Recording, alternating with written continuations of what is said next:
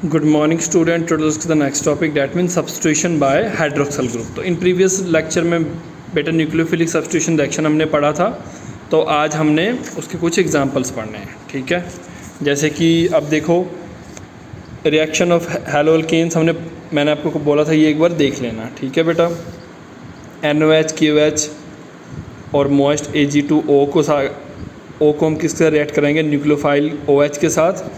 तो इसमें क्या होगा बेटा, सब्स्टिट्यूशन प्रोडक्ट ये बनेगा। ठीक है बेटा, और जो प्रोडक्ट का नेम होगा वो अल्कोहल होगा, ROH अल्कोहल ही कहते हैं। तो कुछ रिएक्शंस हैं सब्स्टिट्यूशन बाय हाइड्रोक्सल ग्रुप, जिसमें क्या बनता है बेटा, अल्कोहल। जैसे कि RX है और KOH है। अब ध्यान से देखो बेटा, RX और KOH है, उसमें OH न्यूक्लियोफाइल है, RX क्या है, हैलो अल्कीन है। जब ये रिएक्ट करेंगे तो इसमें क्या होगा, KX जुड़ जाएगा और OH क्या करेगा, इस पर अटैक करेगा। अब ये कैसे अटैक करेगा, इसके रिगार्डिंग मैंने प्रीवियस लेक्चर में पूरी डिटेल्स में आपको बताया हुआ है। ठीक है, उसी तरह बेटा एल्कोक्सी ग्रुप का होता है। ठीक है बेटा, इसे बोलते हैं एल्कोक्सी ग्रुप, सोडियम एल्कोक्सी। जब यहाँ पे H की जगह कोई R ग्रुप, R मतलब CH3 एल्कोक्सी, हम ऐसे कह सकते हो बेटा, ये वाला ये लगा हो। ठीक है बेटा, मीथेन इथेन कुछ भी लगा हो। ठीक है, और ये देखो ये जो रिएक्शंस होते हैं बेटा, इस रिएक्शन को बोलते हैं विलियमसन सिंथेसिस। ठीक है बेटा, द रिएक्शन, अब ये जैसे ये रिएक्शन है CH3 CH2 Br। अब इसमें हमने क्या किया बेटा, सोडियम इथॉक्साइड यूज़ किया और इसे हीट करोगे तो आपको क्या बनेगा, इथॉक्सी इथेन बनता है। ठीक है बेटा, मतलब क्या था इसमें, आपने क्या लिया, RBr लिया, RX कोई भी RX लिया, उसमें आपने क्या लिया साथ में बेटा, सोडियम एल्कोक्साइड लिया है। सोडियम एल्कोक्साइड में इसमें आपने क्या ले रहे हो, सोडियम इथॉक्साइड ले रहे हो, इसे जस्ट हीट करोगे आपके पास क्या बनेगा, इथॉक्सी इथेन बन जाएगा। ठीक है बेटा, इसमें सोडियम हट जाएगा, यहाँ से सोडियम और ब्रोमीन हट जाएगा, इसके जगह ये जुड़ जाएगा, बाकी सब सेम। इस रिएक्शन को विलियमसन सिंथेसिस भी कहते हैं।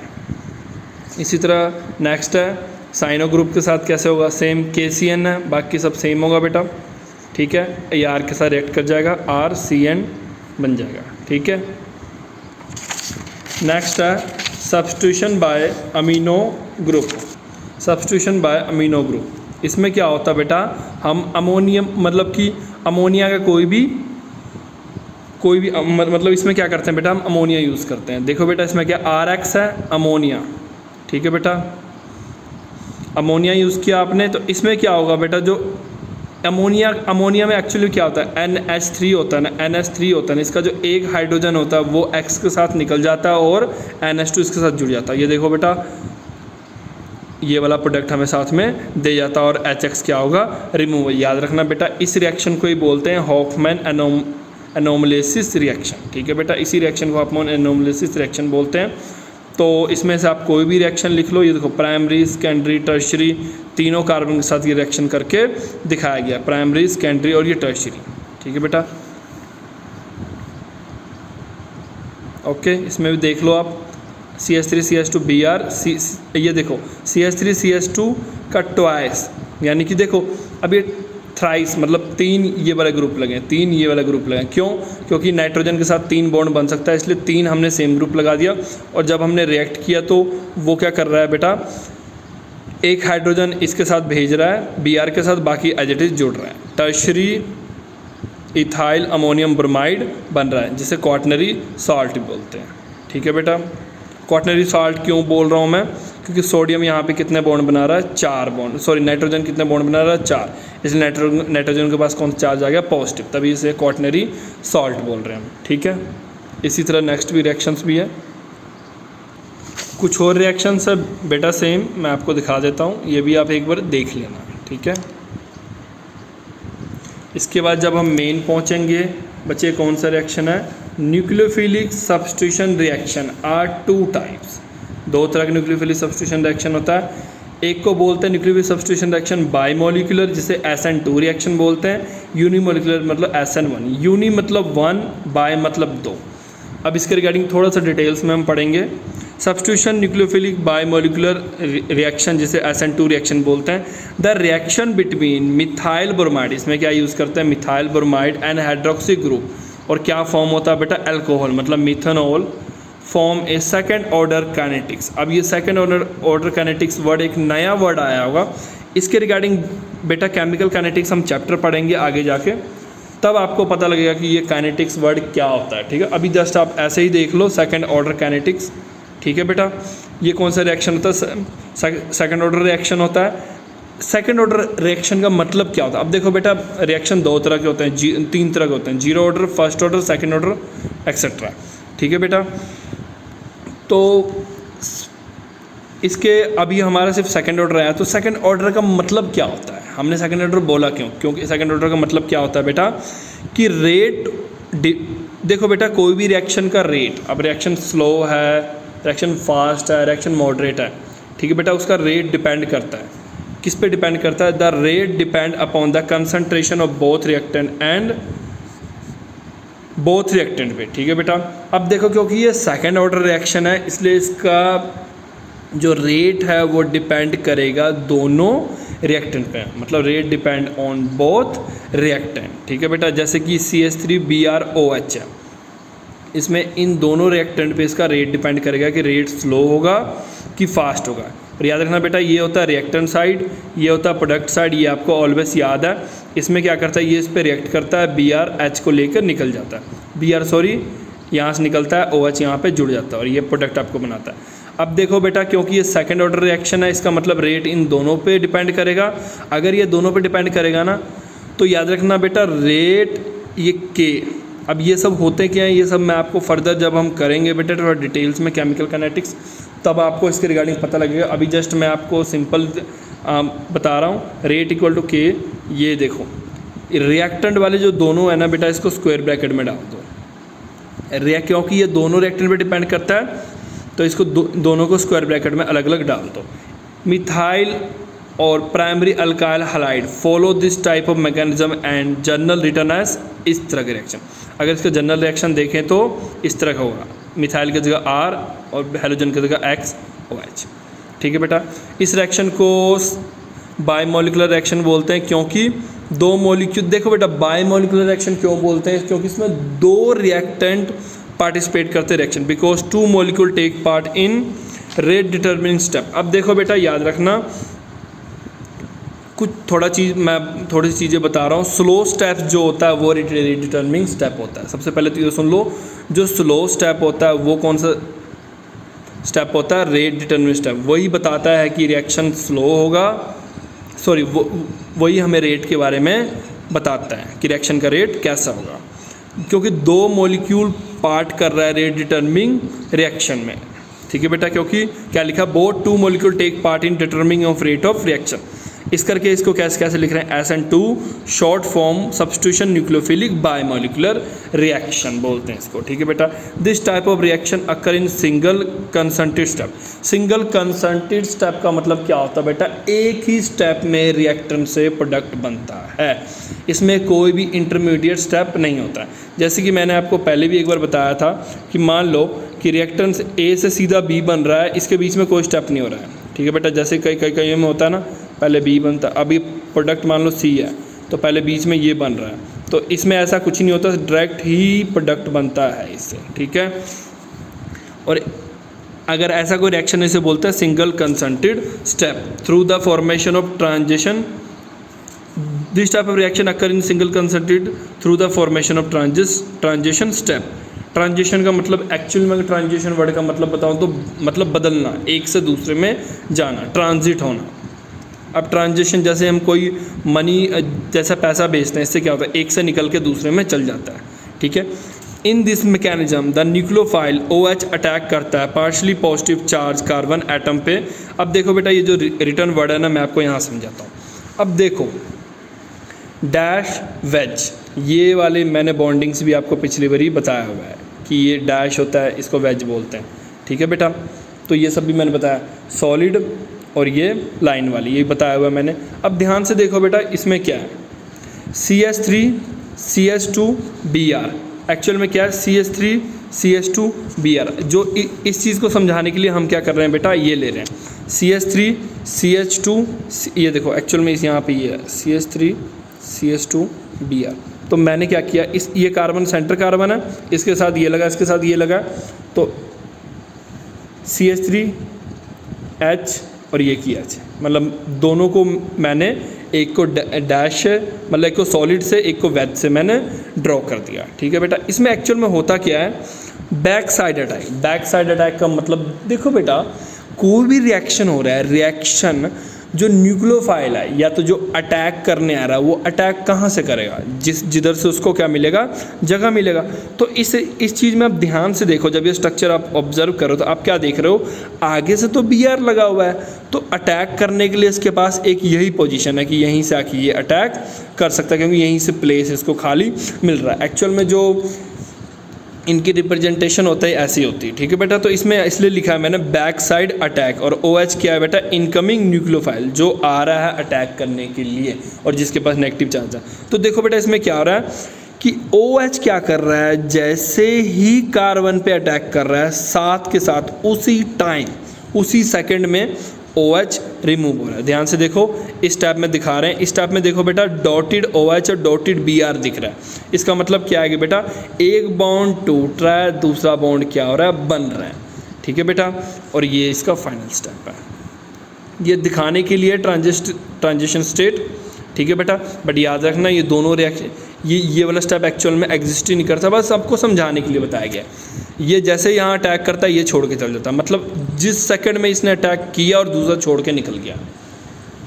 ठीक है बेटा, ये वेट नहीं करता कि हम मिल के जाएंगे इसके साथ, ऐसा कुछ नहीं होता है। इसने अटैक किया और ये निकल गया छोड़ के। In this reaction bond making occur at same time of bond breaking, मतलब क्या है कि बॉन्ड बनना और टूटना एक ही टाइम पे होता है, बिकॉज टू इवेंट अकर इन कंसंटेड, मतलब दोनों जो इवेंट हो रहे हैं एक साथ हो रहे हैं। कंसंटेड का मतलब एक साथ हो रहा है।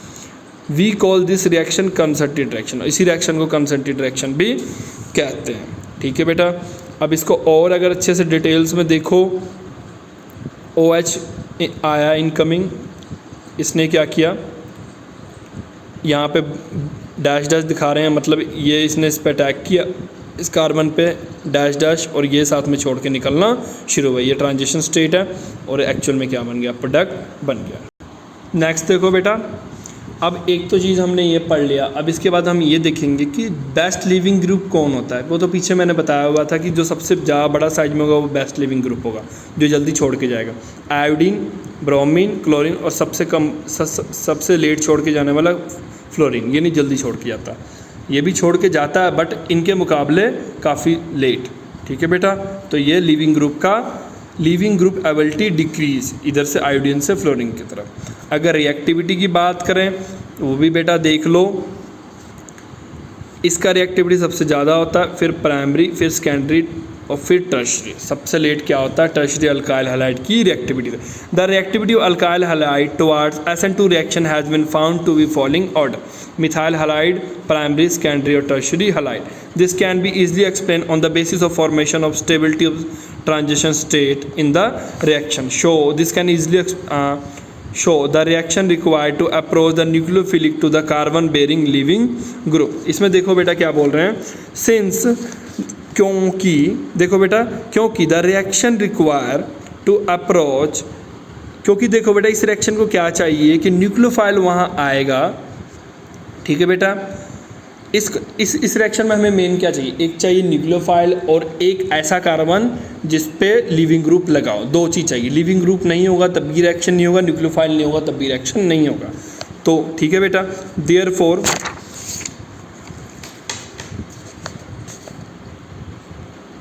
the presence of bulky substance on the near of carbon hindered the attack of nucleophile and therefore slow the reaction. अब ध्यान से देखो बेटा इसके पीछे क्या रीज़न. अब इसको थोड़ा सा मैं और एक्सप्लेन में समझाता हूँ.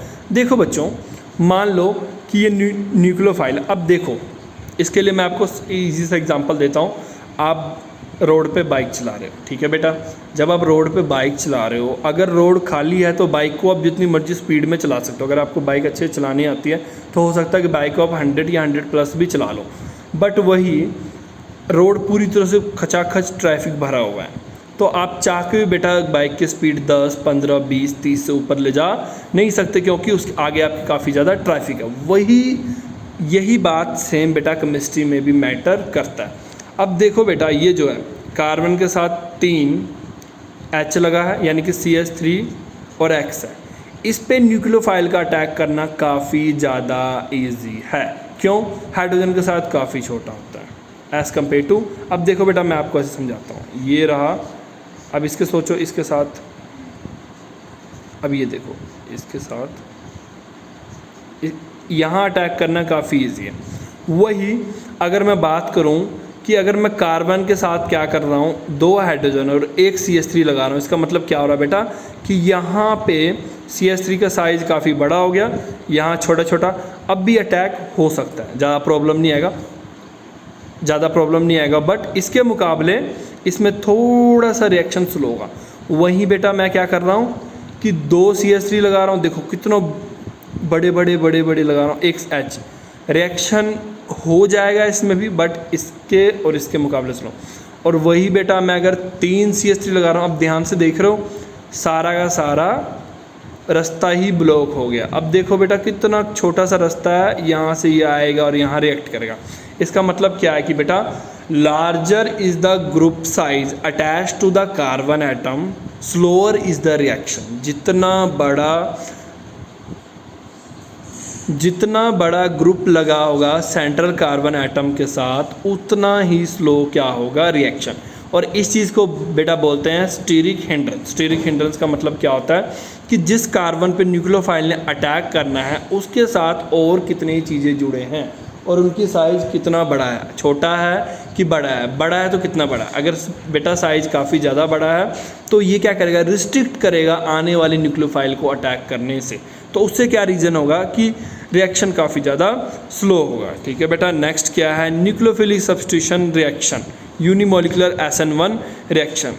इसमें बेटा क्या यूज़ करते हैं, tertiary butyl bromide hydroxy ion use करते हैं, टर्शियरी बुटाइल और इसमें टर्शियरी बुटाइल अल्कोहल क्या होता है। और ये क्या है बेटा, वो सेकंड ऑर्डर कनेटिक्स था और ये first order kinetic. First order kinetic का मतलब क्या होता है बेटा, इसमें जो रेट डिपेंड करता है सिर्फ एक रिएक्टेंट पे। 2 सेकंड ऑर्डर का मतलब होता है रेट डिपेंड करता है बोथ रिएक्टेंट पे, इस पे सिर्फ रेट किस पे डिपेंड करता है, एक ही रिएक्टेंट पे। ध्यान से देखो इस रिएक्शन में क्या होता है कि CH3 आया, ये देखो टर्शियरी बुटाइल यूज़ कर रहे हैं। टर्शियरी बुटाइल का मतलब कार्बन के साथ 3 CH3 लगा है और एक Br लगा है। इसमें याद रखना बेटा एक ही रिएक्टेंट पे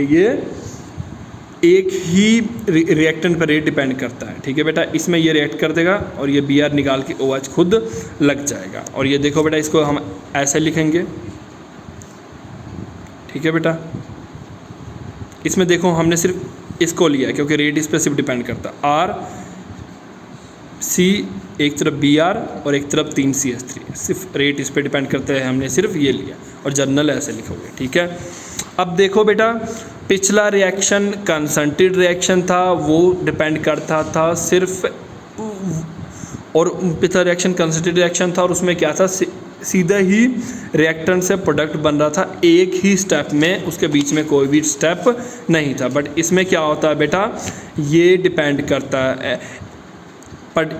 बट इस रिएक्शन में क्या है बेटा कि ये रिएक्शन 2 स्टेप्स में होंगे। पहले स्टेप में क्या होता है बेटा, फॉर्मेशन ऑफ कार्बोकैटायन। पिछले में क्या था बेटा, A लिया और उससे सीधा ही B प्रोडक्ट बन गया। बट इसमें क्या है बेटा, ये 2 स्टेप पे डिपेंड करता है। सॉरी, इसमें जो रिएक्शन होता है 2 स्टेप में होता है। पहले क्या होगा बेटा, C के साथ 3 CH3 Br लगा। पहले स्टेप में क्या होगा बेटा, Br यहाँ से छोड़ के जाएगा और यहाँ पे क्या बनेगा, कार्बोकैटायन बनेगा। ठीक है बेटा, जब ये छोड़ के जाएगा तो ये कार्बन का भी इलेक्ट्रॉन लेके जाएगा। याद रखना CH3 जब ये Br यहाँ छोड़ के जाएगा तो ये क्या करेगा, कार्बन का भी इलेक्ट्रॉन लेके जाएगा और यहाँ Br नेगेटिव बनेगा। बेटा ये याद रखना, ये स्लो स्टेप होता है। अगर याद रखना स्लो स्टेप होता है, और याद रखना मैंने एक चीज़ आपको बताया था कि जो स्लो स्टेप होता है वही क्या होता है, रेट डिटर्मिनिंग स्टेप होता है। जो स्लो स्टेप होता है वही रेट डिटर्मिनिंग स्टेप होता है। ठीक है बेटा, अब ध्यान से देखो, स्लो स्टेप होता है और यही रेट डिटर्मिनिंग स्टेप होता है। ये देखो लिखा हुआ ना रेट डिटर्मिनिंग। सेकंड स्टेप में क्या होता है बेटा, पहले में क्या हुआ, कार्बोकैटायन बना। कार्बोकैटायन आई थिंक आप सबको पता होगा, कार्बन पे एक पॉजिटिव और साथ में 3 ग्रुप लगाओ, एक इलेक्ट्रॉन की कमी हो कार्बन के पास तो उसे कार्बोकैटायन कहते हैं, और वही अगर नेगेटिव चार्ज हो तो कार्बन आयन कहते हैं। नेक्स्ट स्टेप में क्या होगा बेटा, OH इस पर अटैक करेगा और ये प्रोडक्ट बना देगा, और ये फास्ट स्टेप होता है। याद रखना slow step rate determining step होता है। आई थिंक ये क्लियर आपको हो गया। ठीक है बेटा, और अगर इसकी रिएक्टिविटी की बात करें हम, नेक्स्ट जो टॉपिक करा रहा हूँ आपने याद भी वही करना है, कॉपी भी वही लिखना है। और अगर रिएक्टिविटी की बात करें पिछले वाले से बिल्कुल रिवर्स, टर्शरी, सेकेंडरी, प्राइमरी और सबसे कम मिथाइल हैलाइड। ठीक है बेटा, क्लियर है यहाँ तक? रिएक्टिविटी सीरीज भी देख लो, पिछले वाले से बिल्कुल रिवर्स।